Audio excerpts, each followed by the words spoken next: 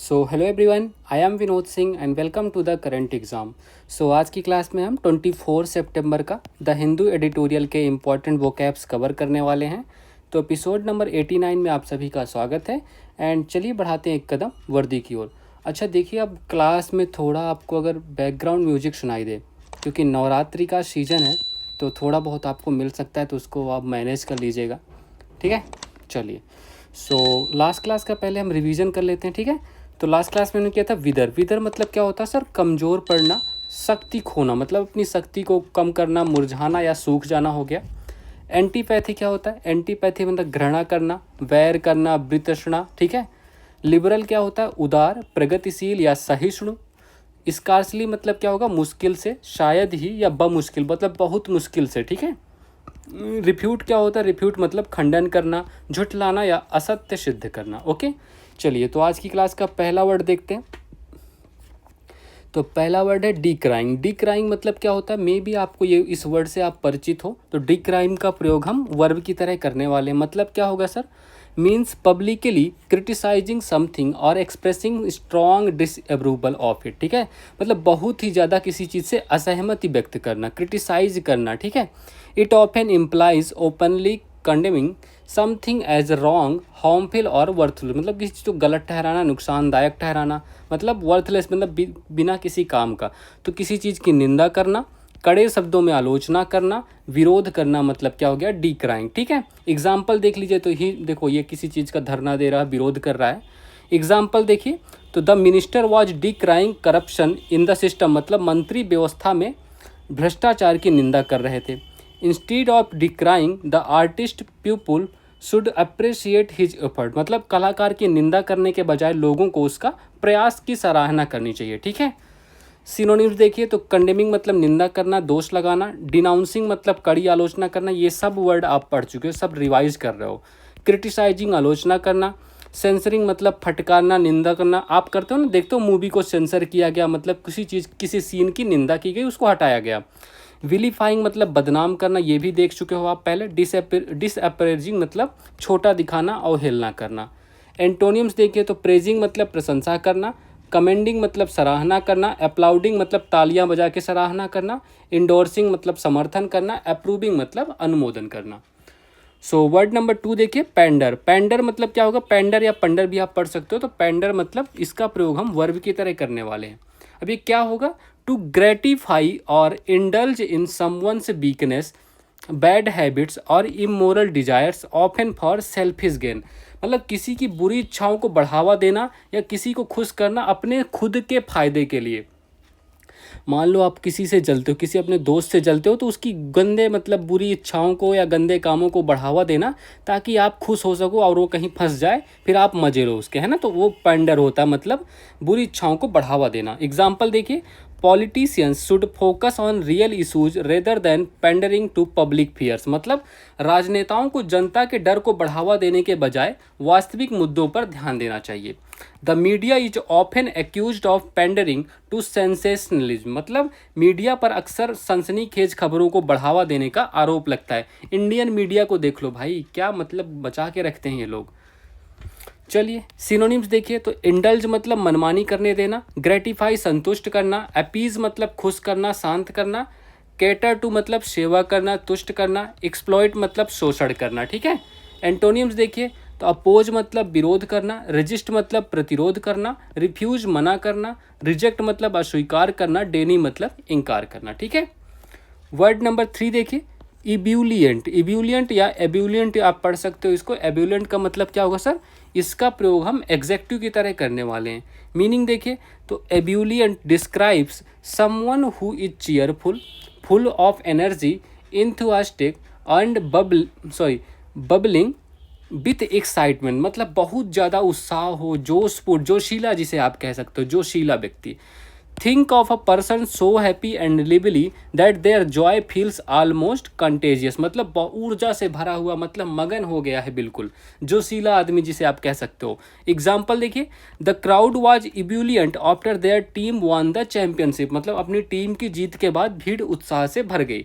जैसे पाकिस्तान को इंडिया ऐसे हराते हैं, मतलब कि क्या ही है, इनको शर्म नहीं है पाकिस्तान वालों को। Her ebullient personality makes her the centre of every gathering, मतलब उसका जोशपूर्ण स्वभाव उसे हर सभा का आकर्षण बना देता है। ठीक है, चलिए सिनोनिम्स देखिए। तो एक्सूबरेंट मतलब अति उत्साही, इंथुसियास्टिक मतलब जोशपूर्ण, विवेसियस मतलब चंचल या जीवंत, हाई स्पिरिटेड मतलब उमंग से भरा, बॉयंट मतलब प्रसन्नचित। ठीक है, एंटोनियम्स देखिए तो ग्लूमी मतलब उदास, डिप्रेस्ड मतलब निराश, लो स्पिरिटेड मतलब हतोत्साहित, मेलांकोली मतलब विषादपूर्ण, अपैथेटिक मतलब उदासीन। ठीक है, तो अपैथेटिक आपको ध्यान रखना, ये थोड़ा इंपॉर्टेंट वर्ड है। चलिए, तो वर्ड नंबर 4 डेफियांट। डेफियांट का कैसे क्या करोगे, डेफियांट का प्रयोग हम एग्जैक्टली की तरह करने वाले हैं। मीनिंग देख लीजिए इसकी। तो डेफियांट मीन्स शोइंग ओपन रेजिस्टेंस। ठीक है, मतलब विद्रोह। बोल्ड डिसओबेडियंस मतलब अवाज्ञाकारी, मतलब आज्ञा ना मानने वाला। और अ रिफ्यूजल टू ओबे रूल्स मतलब किसी नियम को मानने से मना करने वाला, अथॉरिटी। ठीक है, it often carries a sense of bold rebellious और चैलेंजिंग बिहेवियर, मतलब बहुत ही ज़्यादा विद्रोही स्वभाव वाला, उद्दंड हो गया, अवज्ञाकारी। आप देख सकते हो इमेज में ऐसी शक्ल होती है उनकी। एग्जाम्पल देख लीजिए। The child gave a defiant look when asked to clean his room, मतलब बच्चे ने कमरा साफ करने को कहा गया तो उसने विद्रोही नजर डाली कि अरे मैं कमरा साफ करूंगा, ऐसे थोड़ी होता है। जैसे आपको कहते हैं आप मॉक टेस्ट लगाओ डेली, अरे हम डेली कैसे लगा सकते हैं मॉक, है। Protesters remained defiant despite the threats from authorities, मतलब प्रदर्शनकारी धमकियों के बावजूद अवज्ञाकारी बने रहे, मतलब उनका धरना चालू रहा। देख लीजिए। तो रेबेलियस मतलब विद्रोही हो गया, रजिस्टेंट मतलब प्रतिरोधी, डिसोबेडियंट आज्ञा ना मानने वाला, अनयील्डिंग मतलब अडिग, बोल्ड मतलब साहसी या उद्दंड। ठीक है, एंटोनियम्स देखिए। ओबेडियंट आज्ञाकारी, कॉम्प्लियंट मतलब अनुशासित, सबमिसिव मतलब विनम्र या झुक जाने वाला, रिस्पेक्टफुल आदरपूर्ण, डॉकाइल मतलब सरल या आज्ञाकारी। ठीक है, चलिए वर्ड नंबर 5 देखिए। नैक। नैक मतलब क्या होगा सर, तो नैक का प्रयोग हम नाउन की तरह करने वाले हैं। मीनिंग देख लीजिए। A knack is a special skill, talent or clever way of doing something easily and successfully, often something that comes naturally, मतलब खास योग्यता हो, किसी विशेष कौशल हो या निपुणता, किसी काम में विशेषता निपुण हो। एग्जाम्पल देख लीजिए, बेहतर समझ आएगा। She has a knack for solving puzzles quickly, मतलब उसे पहेलियाँ जल्दी सुलझाने की खास योग्यता है। He is got a knack for making people laugh, मतलब उसे लोगों को हंसाने का अनोखा हुनर है। ठीक है, उसमें। चलिए सिनोनिम्स देखिए। टैलेंट मतलब प्रतिभा, स्किल मतलब कौशल, फ्लेयर मतलब झुकाव या प्राकृतिक योग्यता, एबिलिटी मतलब क्षमता, एप्टीट्यूड मतलब रुचि या योग्यता। एंटोनियम्स देखिए। इनएबिलिटी मतलब अक्षमता, इनेप्टनेस मतलब अयोग्यता, क्लूमसीनेस मतलब भद्दापन या अनाड़ीपन, इनकैपेसिटी मतलब अयोग्यता, ऑकवर्डनेस मतलब असहजता। ठीक है, चलिए आज की क्लास के आप आइडियम्स एंड फ्रेजेस देखिए। ठीक है, देखो ये काफ़ी इंपॉर्टेंट है। मैंने जो भी पढ़ाया है, एसएससी सीजीएल का जो एग्ज़ाम चल रहे हैं ना, उनमें डायरेक्ट क्वेश्चन पूछे गए हैं यहाँ से। आप क्लास कर रहे होंगे तो आपको पता होगा। देखिए, अ ब्लैक सीप। अ ब्लैक सीप मतलब क्या होता है, a person with bad reputation, मतलब कुकलंक, जो कलंकित व्यक्ति होते हैं, है ना। तो a person with bad reputation मतलब जिसकी रेपुटेशन अच्छी ना हो।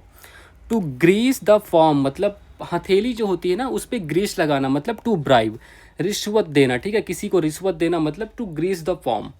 फॉर गुड क्या होता है सर, फॉर गुड मतलब परमानेंटली, मतलब हमेशा के लिए। ये आपको ध्यान होगा, बहुत पढ़ा चुका हूँ। एन अबाउट टर्न मतलब कंप्लीट चेंज ऑफ ओपिनियन और सिचुएशन, मतलब पूर्ण परिवर्तन, अचानक से कोई परिवर्तन आ गया आपकी सोच में, an about turn. Make a mockery मतलब to make something seem ridiculous और यूजलेस, नो सीरियस आउटकम, मतलब किसी चीज़ को कोई गंभीर परिणाम ना निकलना। ठीक है, तो मेक अ मॉकरी मतलब कोई गंभीर परिणाम ना मिलना।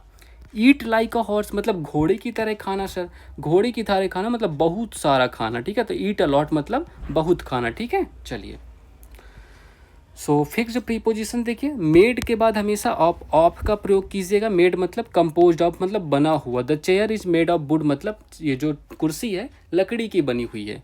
मैरिड मतलब शादी करना होता है। ठीक है, तो मैरिड के बाद हमेशा आप टू का प्रयोग कीजिएगा। ठीक है, तो she is married to a lawyer. ठीक है, मिक्स्ड के बाद हमेशा विथ। ठीक है, ये आपको ध्यान रखना, मिक्स्ड के बाद हमेशा विथ का प्रयोग आएगा। कंबाइंड मतलब किसी से मिला होना। The floor is mixed with water मतलब आटा जो है वो पानी से मिला हुआ है। मूव्ड मतलब मूव्ड या इमोशनली अफेक्टेड, मतलब किसी चीज़ से आप प्रभावित हो जाओ, मूव जाओ, हिल जाओ, है ना। मूव ऑन करना आप खूब समझते होगे, बट मूव के बाद हमेशा आप बाई का प्रयोग कीजिएगा जब किस इमोशनली अफेक्टेड, किसी चीज़ से जब प्रभावित हो गए, है ना। तो she was moved by the speech, मतलब वो स्पीच या भाषण से प्रभावित हो गई। मैचिंग के बाद हमेशा विथ का प्रयोग कीजिएगा। मूव ऑन का भी प्रयोग मैं नेक्स्ट क्लास में आपको बताऊंगा, ठीक है, वो भी समझ जाओगे आप।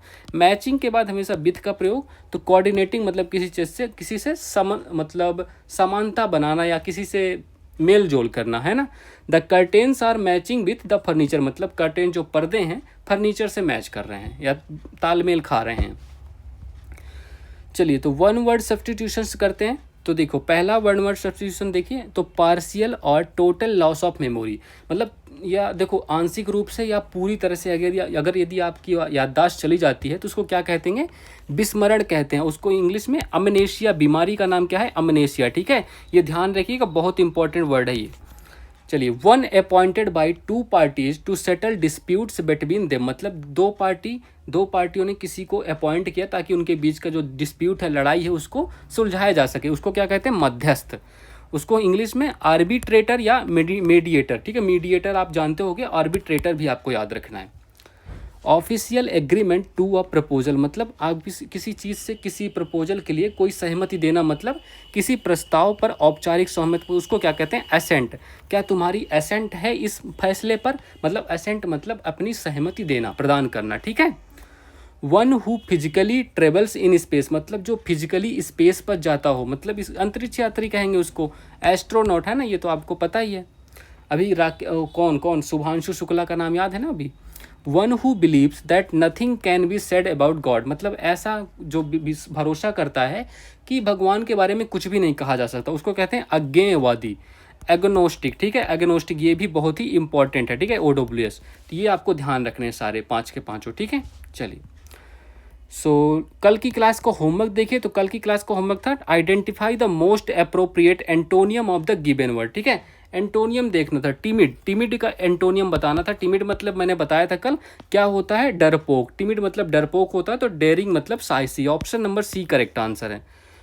मीक मतलब क्या हो, नम्र स्वभाव वाला। एनेक्सियस चिंतित हो गया। स्पूकी मतलब डरावना, ये तो आप पता ही है, ठीक है। चलिए आज की क्लास का होमवर्क देखिए। Select the most appropriate option to substitute the underlined segment in the given sentence, ठीक है। I have been living in Hyderabad since I am born. अब जो ये सिंस आई एम बॉर्न है, इसको हमें सब्स्टिट्यूट करना है जो आपको सही लगे, बिल्कुल, ठीक है। तो अब जो भी आपको आंसर करेक्ट लगे उसको कमेंट बॉक्स में टाइप ज़रूर कीजिएगा, ठीक है। चलिए that's all for this class. Please like कर दीजिएगा सेशन, शेयर कर दीजिएगा और सब्सक्राइब करना मत भूलिएगा, ठीक है। चलिए all the best, have a good day and